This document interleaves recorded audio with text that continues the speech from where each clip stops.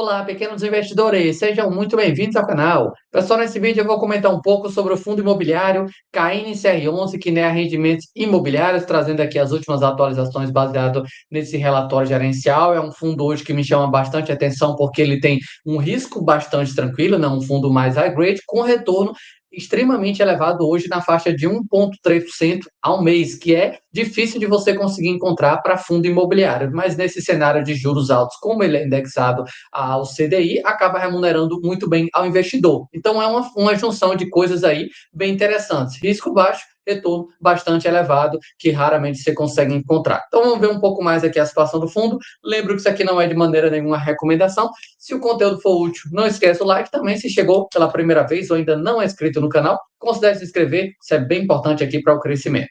Ditos avisos e pedidos, aqui a gente tem um objetivo do fundo focado aqui predominantemente em pós-fixado, com baixo risco de crédito, especialmente aqui em certificado de recebíveis imobiliários. Então, fundo com foco em CRI, pós-fixado e risco baixo. Essas três coisas aqui é bem importante você levar em consideração. Hoje o fundo tem mais de quase 8 bi, 7,7 bi de patrimônio líquido, valor patrimonial quase R$ 102 por cota, vem sendo negociado acima do VP, e eu quero, no final do vídeo, destacar aqui para vocês esse ponto de atenção, carrego do investidor, dependendo do preço que você compre, muito cuidado com essa parte aqui, pelo menos eu vejo assim, não adianta ser um bom ativo se o preço dele estiver muito caro, seu retorno fica bem mais limitado. Então, preço faz total diferença também para o investidor monitorar. Base de cotistas é um dos maiores, são quase 450 mil investidores e um dos melhores ativos em termos de liquidez, mais de 11 milhões de reais. E o dividendo, que como eu citei, está muito elevado, a gestão até coloca aqui, se leva em consideração imposto de renda, 134% do CDI. Por exemplo, quem gosta bastante aí de renda fixa, para comparar com fundo imobiliário, raramente mesmo, você vai encontrar um negócio que distribua 134% do CDI. Então, é um ativo que está com retorno bem elevado hoje. Kinea você já conhece, não tem taxa de performance, início do fundo lá em 2012.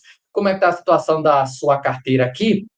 Hoje ele está com 97% indexado ao CDI, sendo que tem aqui o caixa, Selic vai dar na mesma história e só 0,2% é IPCA. Como é majoritário mesmo, o foco dele aqui ficar em CDI, por isso a gente está vendo esse tipo de alocação. Por setor, escritório é metade da carteira dele, shopping 18, logístico 9, residencial 9 e aparece residencial pulverizado aqui com 8. Então, os principais segmentos aqui são segmentos que, no geral, é mais tranquilo, Não quer dizer que isso vai fazer com que o fundo nunca tenha problema. Eu não tenho essa visão. Para mim, emprestar dinheiro não é se, é quando vai dar problema. A chance de você ter 5, 10, 15, 20 anos e não ter um caso de inadimplência, para mim é um pouco difícil. Então, eu vejo dessa forma. Não é nem se, é quando. Por isso que preço para mim faz total diferença, monitorar.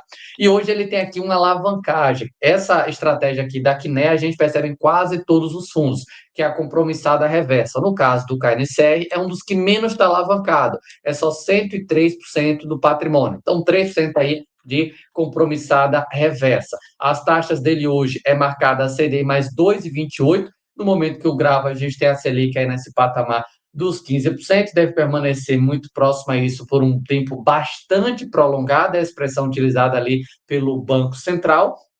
Então, com esses níveis aí de taxa Selic, fica difícil não ver um retorno bastante elevado. E aí é o que eu cheguei a citar no início do vídeo, Uma coisa que você não vê essa junção com muita frequência, risco baixo e retorno alto. Geralmente, quanto maior o retorno, maior o risco está tendo que correr naquela operação para poder gerar aquele resultado. Nesse momento, você tem um fundo que, por ele ter um indexador que está bastante elevado, faz com que ele consiga distribuir um retorno muito bom, só que os devedores da carteira são devedores com perfil um pouco mais high grade. E o prazo médio aqui dos contratos, dos CRIs, a gente tem algo próximo ali a 4 anos. Resultado, pessoal, bem importante isso aqui. Ele ainda tem uma reserva desse relatório aqui, de 14 centavos por cota. Todo santo mês vai ter alteração aí, um pouco para mais, um pouco para menos, e aqui a gestão até coloca o resultado do mês se beneficiou do elevado patamar de taxa Selic, que se manteve no nível de 15% durante todo o mês, que faz com que o fundo consiga esse bom retorno. Aqui agora na rentabilidade, vocês podem ver aqui que ele vem crescendo se comparado ali o ano passado, chegou a distribuir um tempinho ali na faixa de 95 centavos, subiu para R$ 1, taxa Selic começou a subir e o rendimento já está nesse nível de R$ 1,35, que olhando na cotação aí está dando na faixa de 1,3%. Só que vamos lá para a tabela sensibilidade, que é bem importante. Sensibilidade do yield spread da carteira de CRI ao preço de mercado secundário. Por que isso aqui, pessoal, na minha humilde opinião, não sou dono da verdade, não quero convencer ninguém, mas eu acho extremamente relevante. Eu penso o seguinte: investimento em algumas outras coisas você pode olhar pelo menos no geral, pode olhar de forma diferente, mas investimento, a relação risco-retorno é muito importante. Não adianta você comprar um negócio que é bom, mas que é caro demais. Seu carrego não vai ficar interessante. Por exemplo, você vai para uma renda fixa, hoje você consegue ali algo em torno de 100%, 105%, algo próximo no máximo ali 110% do CDI.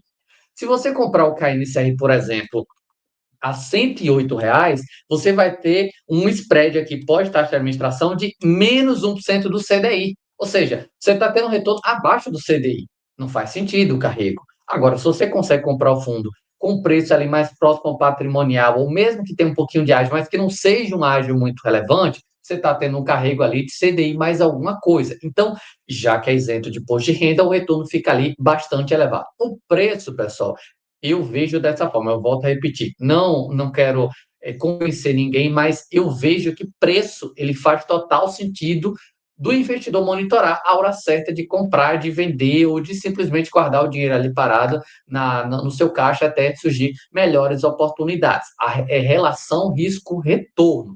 Sempre que você for investir, eu aconselho você monitorar essa parte, porque se você comprar um ativo muito caro, embora ele seja bom, ao longo do tempo seu retorno vai ser bem menor porque você pagou um preço bastante elevado. Então, aqui a gente tem essa tabela de sensibilidade. Comprando o fundo a 103, você tem um carrego de quase CDI mais 2. Comprando a 108, você tem um carrego de menos 0,03 do CDI. Então, seu retorno fica ali bem travado. Se você pega, por exemplo, uma LCI ou um LCA, 100% de CDI, que é isento, você já vai estar tendo um retorno melhor que o KNCR. Então, dá para ver a questão de relação risco-retorno que eu vejo que faz um pouco de sentido.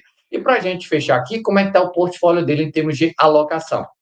O maior CRI aparece aqui JHSF Malls, que é uma empresa bem conhecida aí, uma empresa listada na Bolsa, só que ele tem posições aqui de ativos repetidos, né? A gente pode ver aqui 3 CRIs repetidos, o mesmo devedor aparece aqui, devedor imobiliário, com mais uma representação. Isso que eu não vou negar para vocês que me incomoda um pouco, eu gostaria que eles tivessem posições menores, mas das últimas amortizações que aconteceram aí, reduziu bem a representação desse devedor. A gente tem aqui Extrema Business Park, CDI mais 2,10, se não me engano, é um CRI de um imóvel logístico. Aqui a gente tem o principal dele, né, que é a parte de lajes corporativas, edifícios comerciais, edifício UPAC, edifício BFC, edifício EZ Tower, bem focado aqui nessa parte de lajes, né, de edifícios corporativos. Tem mais aqui JHSF, tem um CRI outro repetido, que qualquer coisa você pode dar até uma pausa para poder verificar. Temos aqui fundos imobiliários na lista, CPOF,